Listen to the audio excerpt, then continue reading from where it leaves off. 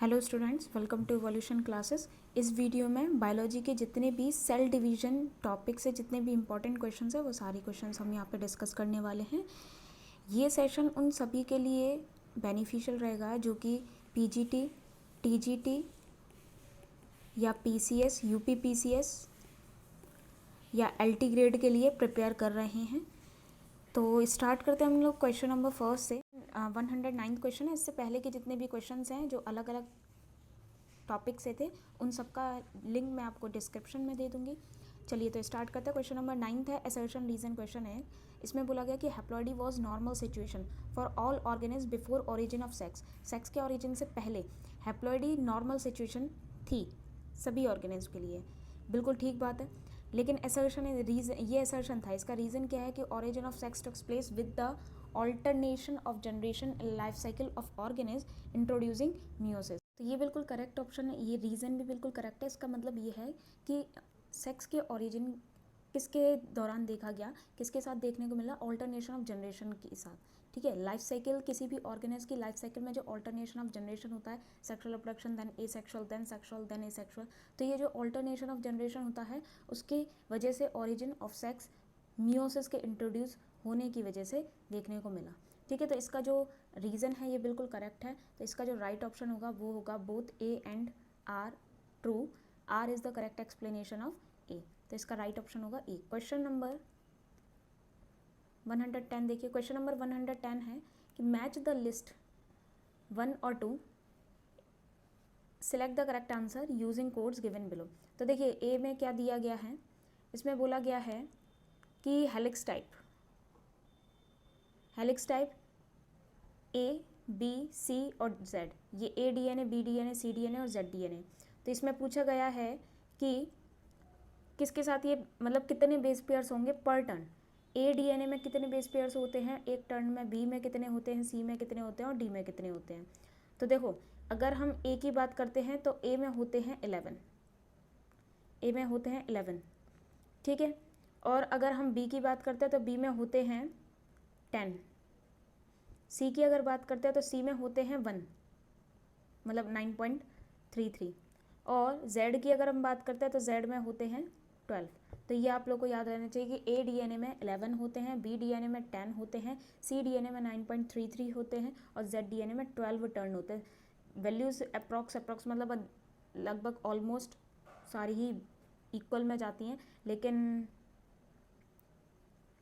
तो इसका जो राइट ऑप्शन हो जाएगा वो होगा ए का 3, बी का 2, सी का 1 और डी का 4, मतलब C is the correct option. Okay, ये क्वेश्चन। इसके बाद नेक्स्ट क्वेश्चन बोला गया है क्वेश्चन नंबर 111। 111 क्वेश्चन में क्या बोला है ये देखिए। 111 क्वेश्चन बोलता है कि a cellular event that corresponds to Mendel's law of independent assortment.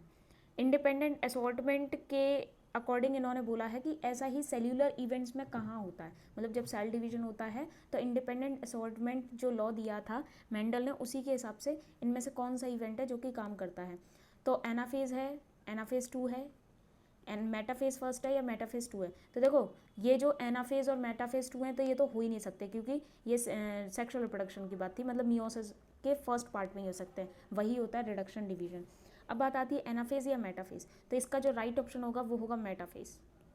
ठीक है, राइट ऑप्शन होगा इसका मेटाफेज। मेटाफेज में देखने को मिलते हैं और इसके बाद सेग्रीगेशन जो है वो अलग अलग जो हो जाते हैं, दोनों अपोजिट पोल पे चले जाते हैं, वो होता है एनाफेज में। ठीक है, लेकिन अलाइनमेंट जो होता है वो अलाइनमेंट इक्वेटोरियल प्लेट पे मेटाफेज में होगा। तो इसका राइट ऑप्शन हो गया option number C. Next question number 112। Question number 112 में बोला गया है कि Barr body is formed by coiled sex organ in girls, uncoiled autosomes in girls, coiled autosomes in boy या uncoiled sex chromosome in boys। तो इसका right option होगा ए। देखो, बार बॉडी की अगर हम बात करें तो ये बार बॉडी है क्या, पहले ये समझ लेते हैं। बार बॉडी, बार और बर्टोम नाम के जो साइंटिस्ट थे उन्होंने सबसे पहले कैट में देखी थी। और ये हैं क्या, ये जो ऑटोजोम्स होते हैं, सॉरी जो सेक्स क्रोमोजोम्स होते हैं, उन सेक्स क्रोमोजोम में एक क्रोमोजोम एक्स होता है, दूसरा क्रोमोजोम भी एक्स होता है, लेकिन ये दूसरा क्रोमोजोम बहुत ज़्यादा कंडेंस फॉर्म में आ जाता है, बहुत ज़्यादा एक जगह पे इकट्ठा हो जाता है। और इसके ऊपर स्टेनिंग भी बहुत अच्छी होती है, मतलब काफ़ी हद तक इसमें स्टेनिंग होती है, तो इसको बोल दिया जाता है बार बॉडी। ठीक है, क्या बोल दिया जाता है? बार बॉडी बोल दिया जाता है।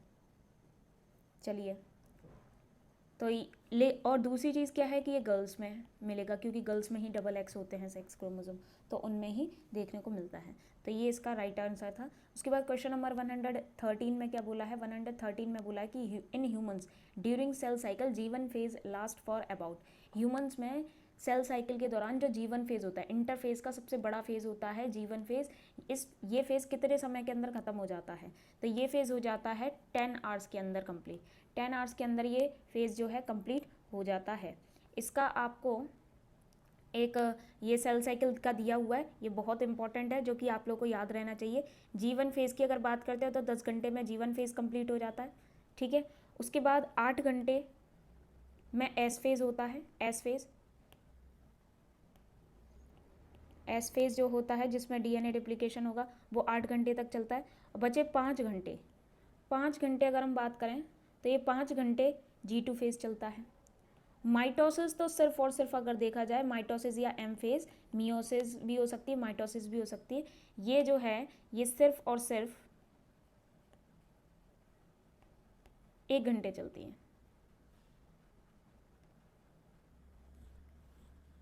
ठीक है, तो इस तरह से यहाँ पे ये पूरी माइटोसिस है। तो ये सारी चीज़ें, बाकी अगर साइकिल याद रखनी है वो इसी तरीके से कि सबसे बड़ा होता है G1, फिर S, फिर G2, फिर M।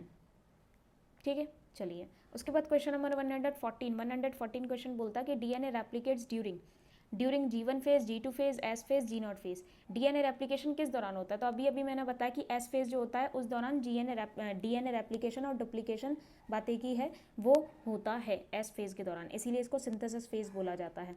तो यहाँ पे देखो कुछ इवेंट्स लिखे भी हुए हैं।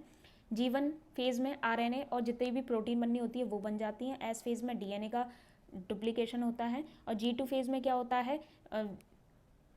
माइटोसिस या मियोसिस की डिवीज़न के लिए तैयारी होती है, पूरी प्रिपरेशन, सारी चीज़ें डबल की जाती हैं। और एम फेज़ की अगर बात करें तो इसमें तो हमने डिवीज़न देखा ही है। उसके बाद ये सारी चीज़ें आपको दी हुई हैं, प्रोफेज, एनाफेज, मेटाफेज, टेलोफेज। इसमें से पूछा है कि इनमें से कौन से हैं जो कि कैरियोकाइनेसिस में इन्वॉल्व होते हैं। तो मैं आपको बता दूँ, सेल्स डिवीज़न में 2 चीज़ें होती हैं। पहले होगा कैरियोकाइनेसिस। कैरियो मतलब न्यूक्लियस, पहले न्यूक्लियस का डिवीज़न होगा। उसके बाद जब ये हो जाएगा उसके बाद होता है साइटोकाइनेसिस, जो कि लास्ट फेज से ही स्टार्ट हो जाता है, जिसमें कि साइटोप्लाज्म डिवाइड होता है। ठीक है, तो यही यहाँ पे बताना है कि कैरियोकाइनेसिस में कौन कौन से स्टेप्स होते हैं। तो देखो, कैरियोकाइनेसिस में प्रोफेज, मेटाफेज, एनाफेज, टेलोफेज चारों होते हैं। तो इसका राइट ऑप्शन होगा option number A is the correct answer. ठीक है, नेक्स्ट क्वेश्चन देखिए। नेक्स्ट क्वेश्चन 116 है, the shortest stage of cell cycle is mostly is. इसमें पूछा कि सबसे छोटी स्टेज सेल साइकिल की कौन सी होती है? तो obviously M phase, multiplication phase सबसे छोटा। मैंने अभी लाइफ साइकिल आपको दिखाई थी, सेल साइकिल दिखाई थी, और सेल साइकिल में हमने देखा कि किसके कितने आर्स होते हैं। उसके बाद 117 क्वेश्चन बोलता है कि माइटोसिस और meiosis always differ in regard to presence of. Mitosis और मियोसिस दोनों एक दूसरे से अलग होते हैं, किसकी वजह से? In presence of bivalent chromatid दोनों में होते हैं, होमोलोगस क्रोमोसोम दोनों में पाए जाएंगे, सेंट्रोमियर ऑब्वियसली हो गई, उसके बिना क्रोमोसोम नहीं है। सो बाइवेलेंट जो है वो सिर्फ मियोसिस में बनता है। बाइवेलेंट्स का फॉर्मेशन मियोसिस में होता है, माइटोसिस में नहीं होता। तो ये आप देख सकते हैं, इस तरीके से कुछ बाइवेलेंट का स्ट्रक्चर होता है। ठीक है, इसमें बोला गया कि bivalent occur in meiosis cell, each bivalent thread like structure consist of 4 chromatid. ऐसे आपको दिमाग रखना है।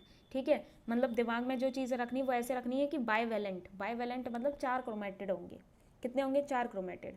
Each chromatid pair is united by centromere occur during pachytene. ठीक है, पैचिटिन भी एक स्टेज का नाम है। तो ये आप देख सकते हैं, ये क्रोमेटिड अलग थे जुड़ के, इस तरीके से ये आपका बन चुका है एक क्रोमोसोम। इसके बाद देखिए क्रॉसिंग ओवर की अगर हम बात करते हैं तो क्रॉसिंग ओवर किस स्टेज में होता है? यहाँ पे यही पूछा है कि माइटोसिस सेल में होता है, मियोटिक प्रोफेज में होता है, या दोनों में होता है, या म्यूटेटिंग सेल्स में होता है। तो देखो माइटोसिस में होता नहीं है, इसमें भी माइटोसिस आ गया, वो गलत हो गया। म्यूटेटिंग सेल्स में ऐसा कुछ भी नहीं है, और ये होता है मियोटिक प्रोफेज में। मियोसिस के प्रोफेज फर्स्ट में क्रॉसिंग ओवर होता है। चलिए, ये जो टर्म है क्रॉसिंग ओवर, ये मॉर्गन, टीएच मॉर्गन, जिनको कि ड्रोसोफिला के एक्सपेरिमेंट के लिए जाना जाता है, उन्होंने और कैटल नाम के साइंटिस्ट ने सबसे पहले दिया था for the process of separation of linked genes. ठीक है, लिंक्ड जीन्स जो होते हैं उनके सेपरेशन के लिए। Next question number 119। Question number 119 बोलता है कि मॉसिस इज 1956 इन होगा, ये Moses in 1956 first discovered synaptonemal complex, a configuration observed during cell division in. इसमें बोला गया कि मॉसिस ने 1956 में सबसे पहले स्नैप्टोनीमल कॉम्प्लेक्स डिस्कवर किया था। ये स्नैप्टोनीमल कॉम्प्लेक्स क्या है? एक कॉन्फिगरेशन है जो कि आपको देखने को, ऑब्जर्व करने को मिलेगा सेल डिवीजन के दौरान। लेकिन किस सेल डिवीजन के दौरान, किस स्टेज की बात की है? तो ये होता है मियोटिक प्रोफेज में। मियोसिस में ही बनते हैं स्नैप्टोनीमल, तो इसके मियोटिक प्रोफेज में देखने को मिलता है। ठीक है, अब देखिए इसमें क्या बोला है कि synaptonemal complex observe during zygotene. Meiosis first की प्रोफेज फर्स्ट में एक जाइगोटीन स्टेज होती है, उसमें आपको देखने को मिलेगा सिनेप्टोनीमल कॉम्प्लेक्स। ये जो सिनेप्टोनीमल कॉम्प्लेक्स है, इनका फंक्शन क्या है? Help in proper pairing of homologous chromosome. ठीक है, होमोलोगस क्रोमोसोम की proper pairing and also in producing recombination. Question number 120। Centriole takes part in initiation of plate formation, initiation of spindle formation, initiation of nucleus formation या initiation of cell division। तो इसका right option रहेगा initiation of spindle formation। Spindle fibres जो होते हैं, जो chromosome को पकड़ के दूसरी साइड लेके जाते हैं, मतलब अपोजिट पोल्स पे लेके जाते हैं, जिनसे सेंट्रोमियर कनेक्ट होता है। Next question number 121। Question number 121 का कहना है कि meiosis takes place in, meiosis किस में होती है? सोमैटिक सेल्स में या जर्म सेल्स में या दोनों में या किसी में नहीं? तो मियोसिस जर्म सेल्स में होती है। जितने भी स्पोर्स होते हैं उन सब में आपको देखने को मिलेगी। स्पोर्स या कोई भी गैमीट का फॉर्मेशन करवाना होता है तो वहाँ पे आपको मियोसिस देखने को मिलती है। ठीक है, चलो नेक्स्ट क्वेश्चन नंबर, देखो ये याद रखना, फॉर्मर और म्यूरो जो थे उन्होंने 1905 में मियोसिस की थी सबसे पहले। Question number 122। The repair by cell division in the damaged is called. Cell division के दौरान जो रिपेयर किया जाता है डैमेज्ड सेल्स में, डैमेज्ड सेल्स या डैमेज्ड टिश्यू में, उसको क्या बोला जाता है? उसको बोला जाता है एपीमॉर्फोसिस रीजनरेशन। सेल डिवीजन के द्वारा डैमेज्ड टिश्यू में जो भी रिपेयरिंग की जाती है, उसको हील किया जाता है, उसको बोला जाता है एपीमॉर्फोसिस रीजन। क्वेश्चन नंबर 123 है germ cell formation in vertebrates gonads involve. इसमें बोला गया है कि जर्म सेल फॉर्मेशन जो होता है गोनाड्स में, वर्टिब्रेट्स के गोनाड्स में, उनमें क्या देखने को मिलता है? मियोसिस, मतलब किसके द्वारा होता है वो? मियोसिस की वजह से, माइटोसिस की वजह से, दोनों की वजह से, या ए माइटोसिस की वजह से? तो इसका जो राइट ऑप्शन होगा वो होगा ओनली मियोसिस। जैसा कि मैंने आप लोगों को बताया कि जर्म सेल्स जो होते हैं उनमें, या स्पोर्स जो होते हैं उनमें क्या होता है? उनमें मियोसिस होता है। मियोसिस सेल डिवीजन होता है जो कि एक रिडक्शन डिवीजन होता है। रिडक्शन डिवीजन मतलब ये डिप्लॉयड सेल्स में ही होगा, क्योंकि इससे जो क्रोमोसोम होते हैं वो हाफ हो जाते हैं। ठीक है, एक सेल जो कि डिप्लॉयड होगा 2n होगा, उससे 4 सेल बनेंगे और हर एक का जो क्रोमोसोम नंबर है वो हैप्लॉयड होगा। ठीक है, चलिए नेक्स्ट क्वेश्चन नंबर 124 क्या है? 124 क्वेश्चन है कि 4 chromatids are found during meiotic. Meiotic किस फेज में पाया जाता है? 4 क्रोमेटिड जिनको कि बाइवेलेंट बोलते हैं, किस स्टेज में पाया जाता है? ये पाया जाता है पैचिटीन में। देखो प्रोफेज अगर आप बोलोगे तो बिल्कुल ठीक है, लेकिन इसमें प्रोफेज फर्स्ट सेकंड कुछ नहीं बोला, और उसके बाद फिर प्रेफरेंस भी आ जाती है। अब यहाँ पे लैप्टोटीन, ज़ाइगोटीन ये गलत हो जाएंगे।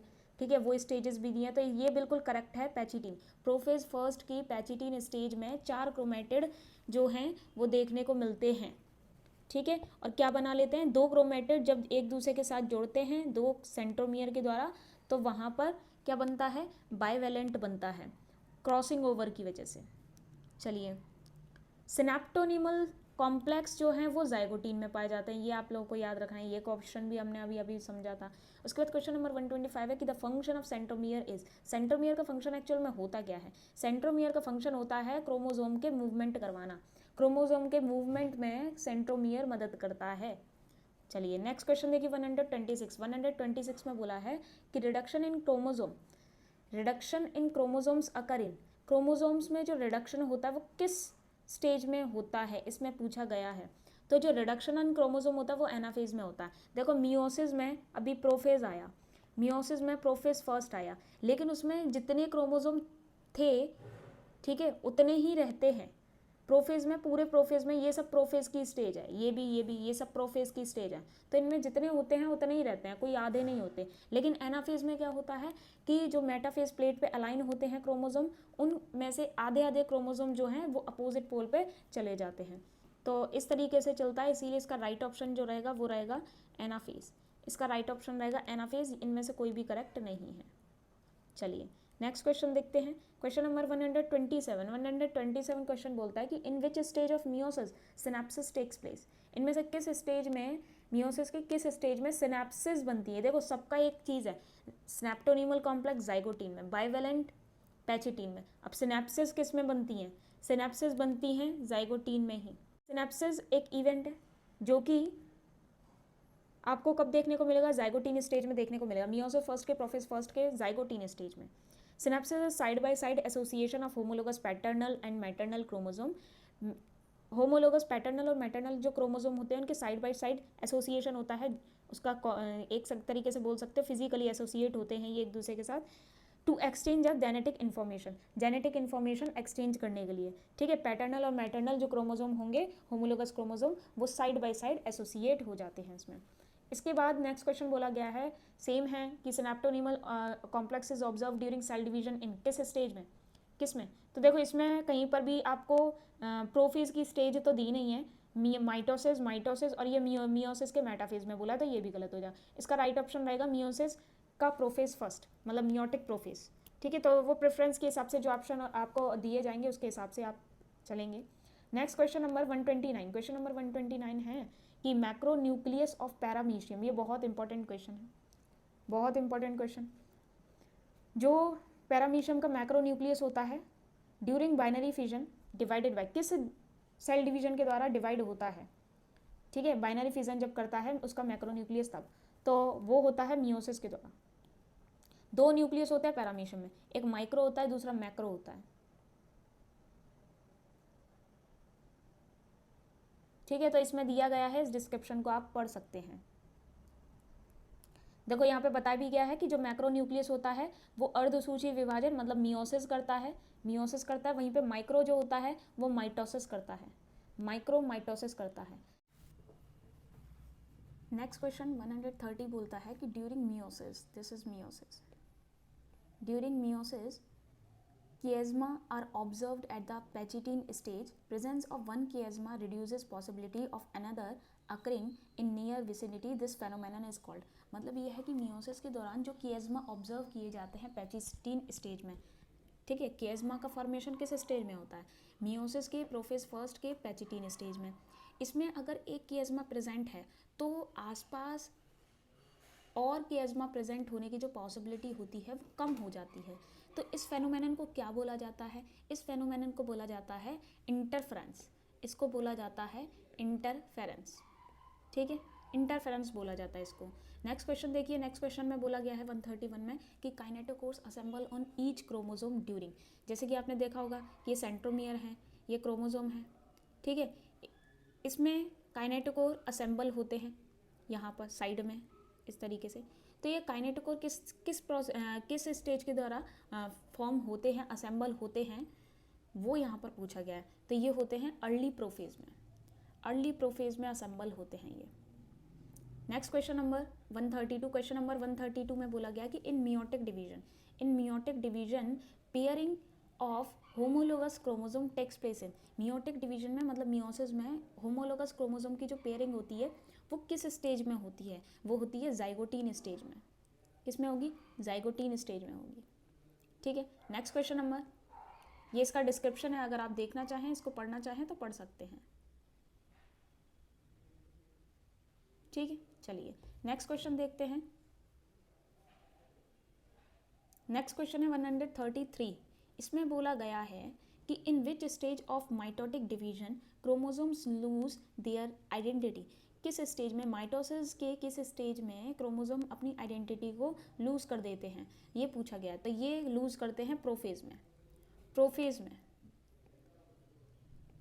ठीक है, चलिए यहाँ तक हमने कुछ क्वेश्चंस इसके डिस्कस कर लिए हैं। बाकी जो क्वेश्चंस हैं सेल डिवीजन के वो हम नेक्स्ट वीडियो में डिस्कस करेंगे। मिलते हैं नेक्स्ट वीडियो में। जय हिंद।